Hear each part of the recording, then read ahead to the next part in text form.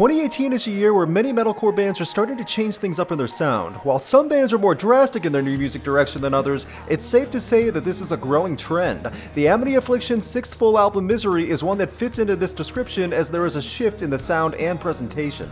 The band from Down Under have had a lot of success and gained great popularity within the scene style of music, along with openly writing songs directly talking about struggling with mental illness and addiction. It's living with depression that this consistent theme of misery has, and there is no subtlety in singing about it through 12 songs across 43 minutes of music. I haven't been listening to the Amity Affliction since the beginning, but jumped on board when I first heard the song Pittsburgh and have not looked back. The album Let the Ocean Take Me was one of my favorites of 2014, and while I didn't particularly love 2016's This Could Be Heartbreak, I still liked it fine. This could be a turning point in Misery, however, with a less aggressive sound and also being without longtime drummer Ryan Burt. I always appreciate innovation and the desire to evolve, but with this the current trend over the past year or two of heavier metalcore bands going to a more electronic and mellow sound, I'm not sure if this is just a passing fad in the genre or if this is a total abandonment of a sound that was popular 10 years ago. Not to say that there aren't many bands that still continue that sound, but some of the bigger names from that subgenre are now drifting from it. As for Misery, just about everyone will notice a more mellow feeling in the music. Whether it's through lyrics about realization or frustration, the delivery has less of a loud, thunderous presence. The beginning of the album with Feels Like I'm Dying and Ivy being the most memorable on the album in a good way, is where the past style of a ferocious presentation can still be found. But heaven doesn't numb my pain. I could be your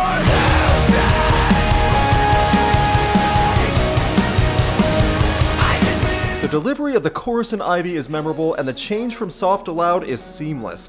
Ivy and Set Me Free are the songs on Misery I feel that demonstrate what the Amity Affliction can do best. The lyric writing is stronger here without being too repetitive, and everything is mixed amazingly in production, which has been a strength of the band's albums for the past few years. What you will notice in this album, along with the overall mellower delivery than past albums, is the huge increase in electronic effects, vocal modifying, and the incorporation of mixing software as a band member.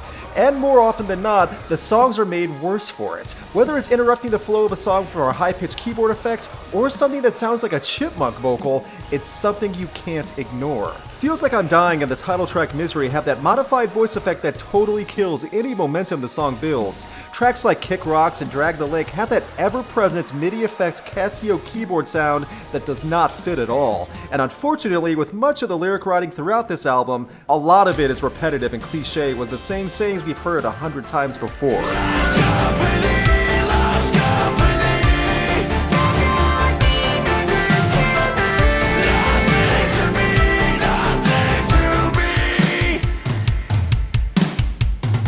Misery is not a terrible mess of an album without redeeming qualities. Both Ahren Stringer and Joel Birch sound fine in their respective vocal ability for the most part of the album runtime. The music flow works in segments, and you definitely get the good intention for the subject matter that is written about in this album.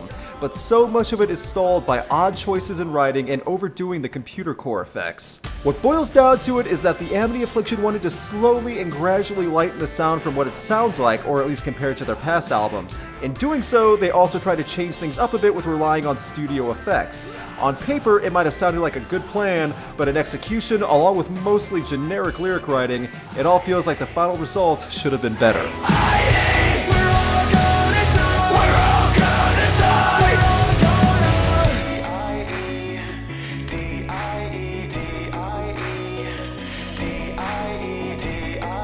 I wanted to enjoy this album much more than I actually did end up enjoying it, and that's a shame because for every one good standout moment, there's another moment that's very confusing. The song Ivy Doomsday is still great, but that's the only time in this entire album where I can really apply the adjective great. Overall, Misery feels like an attempt at changing up the status quo but misses the mark through different choices being made in production, lyric writing, and reliance on the synthesizer.